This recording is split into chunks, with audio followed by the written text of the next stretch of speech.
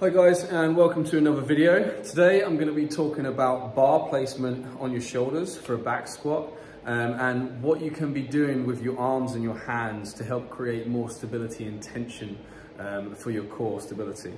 I'll dive straight into this on the practical to keep you interested, and we'll talk a little bit more about the theory as we're doing it and a little bit afterwards as well. So I'm going to demonstrate a low bar position, but this is applicable to both low and high bar. All right. So just quickly, the hand spacing needs to be something relative to your arm length and your flexibility. If you've got poor flexibility in your pec and it's creating a lot of internal rotation on your shoulder, you're going to have a real bad time trying to crank your arm back for a low bar squat. So if you've got tight pecs and you can barely hold onto the bar in a low bar position, then you're going to want to squat with a high bar position. So if you have got nice flexible pecs, you should be able to take your arm up here and then be able to take it further back. I can get maybe a 45-degree angle. Usually gives me a bit of freedom to move around in that position. I'll do another video on how to work on that after this.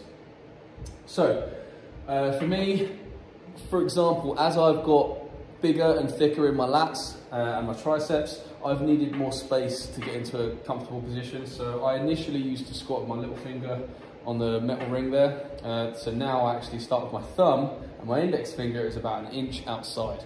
And I'll explain why. So it gives me more space. And notice how my elbows are higher. You can actually start them higher, so when you let them down, they're actually pushing against your back. So if you have them lower, you don't quite get the same bridge of tension between your triceps and your lats. And you also don't bunch up the rear delts, so you don't find that nice shelf for the bar to sit on. So you want to get that bar sat on the rear delts, and notice how the elbows are high. In order to get my elbows high, I actually have to apply a downward tension on the bar. And what that does is it helps engage the lats. And this is how the lats contribute to creating tension. And so the reason why, but Rhett, like the lats pull the arms down, well they do, but because of their attachment medially on the inside of the arm, they actually internally rotate the arm as well.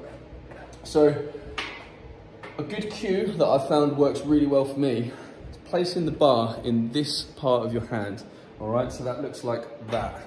Okay, not in the palm, not gripping it with the palm, going down into the fingers so that I can actually pull through the fingers. And there's another special reason for that. And what that does, it allows more flexion in the wrist. If you grip it in your palm with a strong grip, you actually, there's less range for you to potentially lift those elbows and to get a tighter contraction on the lats. So personally for me, I found it's very effective to go into the fingers, elbows up high, place the bar on the rear delts, step in, big breath, create tension, chest through, and lift, okay? And you can really see how the bar's sitting nicely on the rear delt there, so I don't have to worry about the bar falling down or anything. And so I'm keeping tension.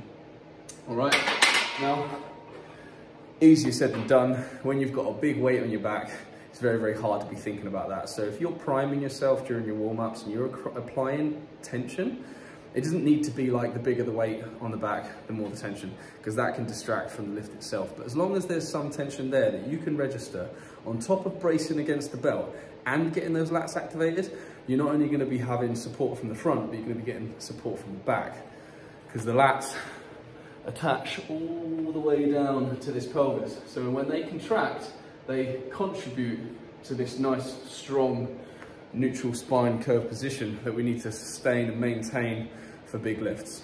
All right, done.